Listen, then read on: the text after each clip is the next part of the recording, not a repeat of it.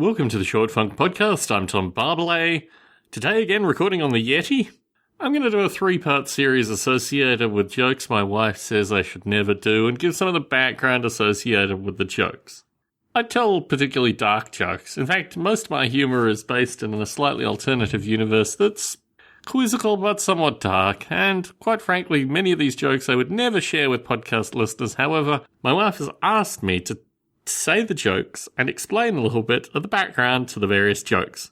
Not necessarily why I find them funny, but just why I find the topics interesting. A couple of years ago, a fellow called Elliot Rodger did a bunch of murderous things in Santa Barbara.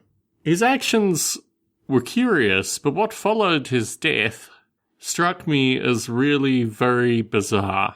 After he died, the whole incident was managed by a PR firm hired by his father.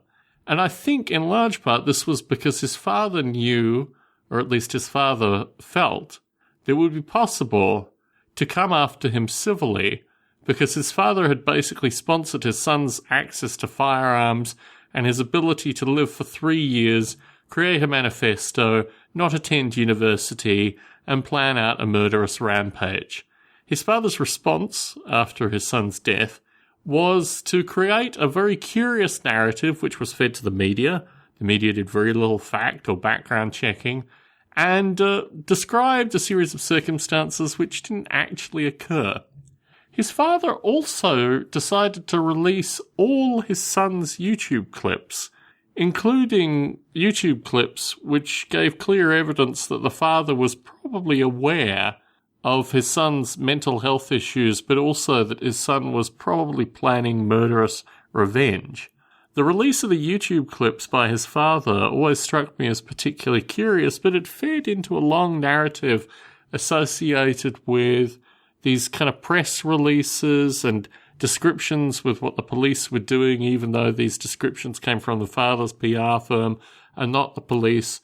The amount of public confusion that was actually caused through this matter seems to indicate that in these circumstances, given means, even the dead can have representations made for them, which just strike me as very, very curious.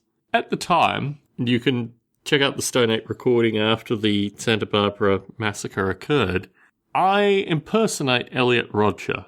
And Elliot Rodger had a particularly curious voice. His narrative and the descriptions that he offers through these YouTube clips are particularly chilling because of his demeanour. And truth be told, I really don't make that many Elliot Rodger jokes going forward.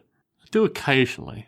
One of my occasional quips, because I'm often near screwdrivers, pass me the screwdriver. But truthfully, I've always liked doing voices. I've always liked doing Kermit the Frog, Swedish Chef, all the playground classics. And occasionally I do nerd voices and other things for emphasis, which fans of Stone Ape will be familiar with. But in the case of Elliot Rodger impersonations, I'm going to retire this one today. I'm not going to do any Elliot Rodger impersonations in the future. Just put that one to bed. Tom Barbalet in San Jose, signing out. Yeah. So this is the fascinating thing. They had on the fellow who now runs Harmony Gold, which is the distributor of this Robotech stuff.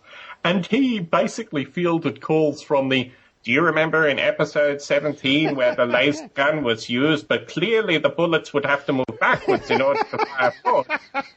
How can you explain this with modern ammunition technology? Wait a minute, that's the best goddamn accent I've ever heard, man. Is that one you've developed over the years? This is the first time. He fielded questions. When you listen to this, you're going to really enjoy it. That was good.